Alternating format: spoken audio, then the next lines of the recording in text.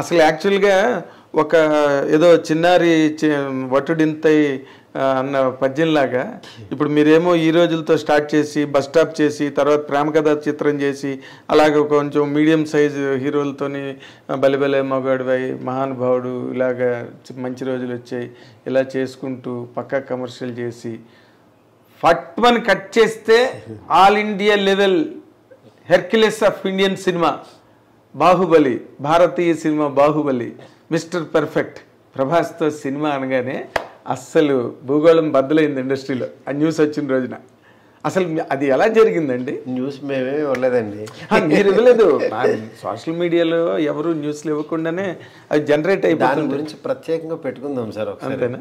4 ముక్కలు చెప్పండి. ఇప్పుడు మీరు ఎందుకు వచ్చింది ఎలా వచ్చింది అని మాట్లాడింది కానీ but what is your experience? There is lot of expectation around. అదే సార్, అది ఆ సినిమా స్టార్టింగు ఎండింగు దాని గురించి చెప్పాలనంటే అదొక పెద్ద గ్రంథం.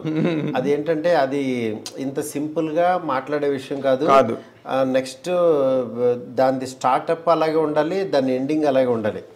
అది చెప్పే విధానం గ్రాండియర్ ఇన్ ద సెన్స్ అంటే మీరే అంటున్నారు ఇవన్నీ ఇన్ని చేశారు, దీని తర్వాత స్పెక్టాక్యులర్ గా మీరు ఆ రేంజ్ లో చేస్తున్నారు. అల్టిమేట్ ప్రాజెక్ట్ కదా అది. ఇట్లాగా సరదాగా ఇలా జరిగిందండి అని అలా అనలేం.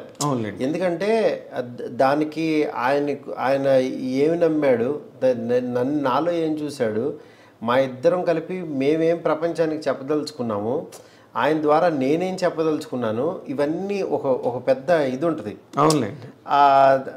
దాన్ని యాక్చువల్గా డెఫినెట్గా ఏదైతే ఎక్స్పెక్ట్ చేస్తారో దానికి 1% ఎక్కువ ఇస్తాను తప్పించి 1% కూడా తగ్గించినని మాత్రం ప్రామిస్ చేస్తాను. Very nice.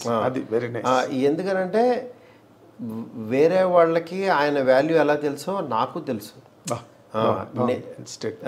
వేరే వాళ్ళకి ఇప్పుడు చాలామంది అనుకుంటారు ఫ్యాన్స్ కానీ వేరే వాళ్ళు కానీ యాక్చువల్గా మా హీరోతో ఎలా తీస్తాడో, ఇతని దగ్గర నుంచి ఎలా అనుకుంటున్నావు, ఇవన్నీ ఎక్స్పెక్ట్ చేస్తున్నావు, ఇవన్నీ ఎలా అనుకుంటారో వాళ్ళకంటే 1% ఎక్కువే ఉంటాను నేను. అలా ఎక్కువ ఉంటేనే యాక్చువల్లీ ఈ స్థాయిలో ఉండగలుగుతాను. ఇది మీ ఫ్యాన్స్ అవ్వచ్చు, వేరే వాళ్ళు అవ్వచ్చు, మళ్ళీ హీరోకి అది నచ్చజెప్పి ఆడియన్స్కి ఏం కావాలో అది ఆయన దగ్గర నుంచి డ్రా చేసి వీళ్ళకి ఎలా చూపించగలుగుతున్నాం, ఆ మీడియేషన్ నేను ప్రాపర్గా చేయగలుగుతున్నానా లేదా, ఆ పాత్రని నేను చేయగలుగుతున్నానా లేదా అనేది నా మనసాక్షికి తెలుసు. అది త్వరలో మీకు తెలుస్తుంది. అదే అంతే సింపుల్. కానీ ఒక చాలా వెరీ వెరీ ఇంట్రెస్టింగ్ ప్రాజెక్ట్ అండి ఇది. ఎందుకంటే ఓ పక్కనేమో అవతల మీకు కాదు, నాకు కూడా ఇంట్రెస్టింగ్ కదా. మరి మీకు ఇంట్రెస్టింగ్ కాదు సార్, మీకు అసలు ఇప్పుడు అది చాలా పెద్ద సావనీర్ అంటారే. అవును, ఇట్స్ బిగ్ సావనీర్ సార్. ఒకటే సార్, బిగ్ సావనీర్ అనుకుంటే అది బిగ్ సావనీర్ సార్. అది ఒక పని అనుకున్నాం అనుకోండి, అది 18 hours కష్టపడతాం సార్. ఇప్పుడు సీఎంకైనా 24 hours, నార్మల్ వాడికైనా 24 hours.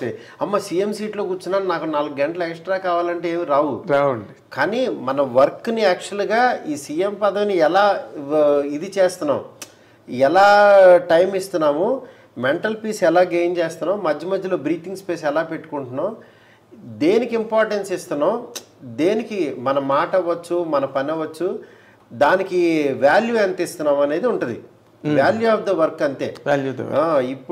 ఇప్పుడు నేను ఆ ప్రాసెస్లో ఆ పొజిషన్లో కూర్చుని ఇప్పుడు దీనికి ఎంత టైం పెట్టాలి, ఇక్కడ ఎంత ఎఫర్ట్ పెట్టాలి, దీనికి ఎంత వాల్యూ ఇవ్వాలి,